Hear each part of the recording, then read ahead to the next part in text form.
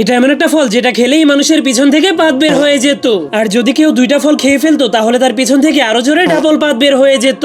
আর 3টা ফল খেলেই মানুষেরা পাদের রকেটে পরিণত হয়ে যেত।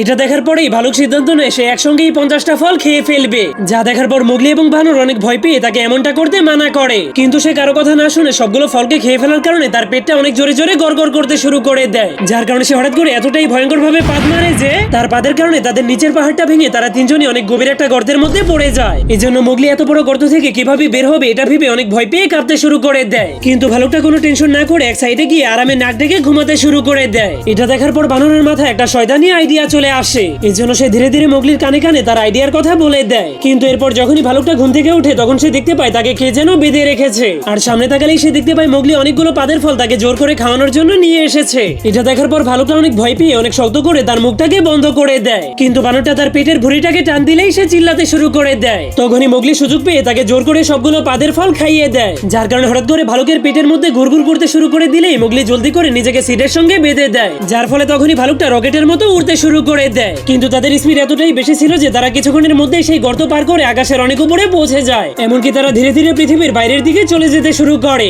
কিন্তু তখনই মোগলি বুদ্ধি খাটিয়ে বানরের কলা নিয়ে ভালুকের পাছার মধ্যে ঢুকিয়ে তার পাটটাকে বন্ধ করে দেওয়ার চেষ্টা করতে শুরু করে। কিন্তু সেই কলাটা এত প্রেসার সহ্য করতে পারছিল না। তবুও মোগলি অনেক কষ্ট করে সেই কলাটাকে তার পাছার মধ্যে ঢুকিয়ে দিলে অবশেষে তার পা থেমে যায়। কিন্তু পা থেমে যাওয়ার কারণে তারা তিনজন ফুল স্পিডে নিচে পড়ে যেতে শুরু করে। কিন্তু তখনই মোগলির মাথায় একটা আইডিয়া চলে আসলে সে ওই কলার মাধ্যমে ভালুকটার গিয়ার চেঞ্জ করে দেয়। যার ফলে এখন ভালুকের পা তার কন্ট্রোলে চলে আসে। এরপর তারা সবাই ধীরে ধীরে পাদের স্পিড কন্ট্রোল করে সুরক্ষিতভাবে নিচে পৌঁছে যায়। তো বন্ধুরা, যাওয়ার আগে আপনারা প্রতিদিন কয়টা পাদ মারেন তা কমেন্ট করতে ভুলবেন না।